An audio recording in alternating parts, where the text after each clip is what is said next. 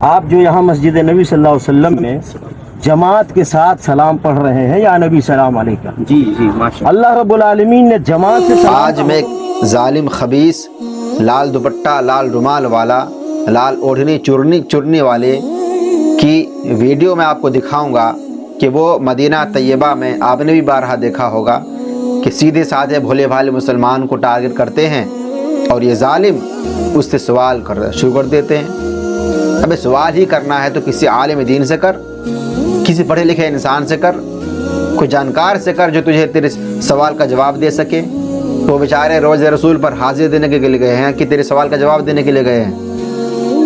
میں نے دیکھا کہ ویڈیو میں وہ کمبخت کہہ رہا ہے کہ صلاۃ و سلام جو آپ جماعت سے پڑھتے ہیں، 10 لوگ 20 لوگوں کا جب اکٹھا ہو کر ایک ساتھ مل جل کر پڑھتے ہیں، یہ کہاں سے کس قرآن کے کس اندر ہے؟ قرآن کے اندر ہے، حدیث مصطفیٰ کے اندر ہے جو آپ اس طرح پڑھتے ہیں؟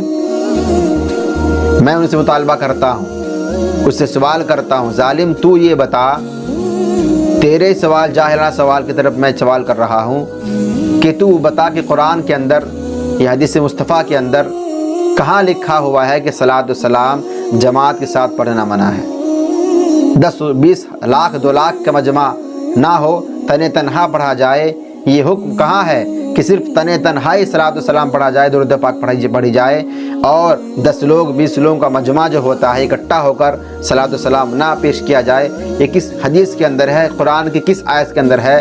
تو مجھے اسی دن دکھا دے، اور اگر تو دکھا دیتا ہے تو ہم سارے سنی مسلمان جو پوری دنیا میں مل کر ساری کائنات میں جہاں بھی اہل سنت والجماعت کے لوگ رہتے ہیں، بستے ہیں، عاشق مصطفیٰ رہتے ہیں، وہ لوگ مل جل کر صلاۃ السلام پڑھتے ہیں، اسی دن سے صلاۃ السلام مل جل کر پڑھنا جو ہے بند کر دیں گے۔ دکھا کمبخت، دکھا نہیں سکتا ہے، خبیث نہیں دکھا سکتا ہے۔ اب میں تجھ سے سوال کرتا ہوں، تو سعودی عرب میں رہتا ہے، ملک عرب میں رہتا ہے، ذرا یہ بتا کہ عرب کی شان کیا ہے، اس کی پوشاک کیا ہے، اس کا لباس کیا ہے؟ تو جو لال دوپٹہ لگا رکھا ہے سر میں، یہ کس حدیث کے اندر ہے، کس قرآن کے اندر ہے کہ تو سر پر لال دوپٹہ لگائے؟ بے لگانا ہے تو امامہ باندھ، سر پہ ٹوپی رکھ، یہ کیا رکھا؟ لال دوپٹہ رکھ لیا عورتوں کی طرح، منہ چھپائے پھر رہا ہے۔ کمبخت ظالم، تجھے شرم نہیں آتی؟ تو روزے رسول پر رہتا ہے، اسی کا صدقہ کھاتا ہے، اسی کے زیر کرم میں رہتا ہے، اور جو ان کے زائرین جاتے ہیں، ان کے غلام جاتے ہیں، ان کو ورغلاتا ہے، بلا وجہ سوال کر کے ان کو پریشان کرتا ہے۔ کمبخت انسان، شرم آنی چاہیے تم جیسے لوگوں کو کہ تم چند بوٹیوں کے لیے، چند روپے کے لیے جو تم سعودی حکومت جو تمہیں رقم دیتی ہے، جو پیسے دیتی ہے، اس پیسے کے بل بوتے پر اپنی آخرت، اپنی دنیا سب برباد کر رہے ہو۔ تجھے خبر ہونا چاہیے، میرے امام کہتے ہیں یا رسول اللہ 70,000 صبح ہیں، 70,000 شام، یوں بندگی رخ زلف رخ 8 پہر کی ہے۔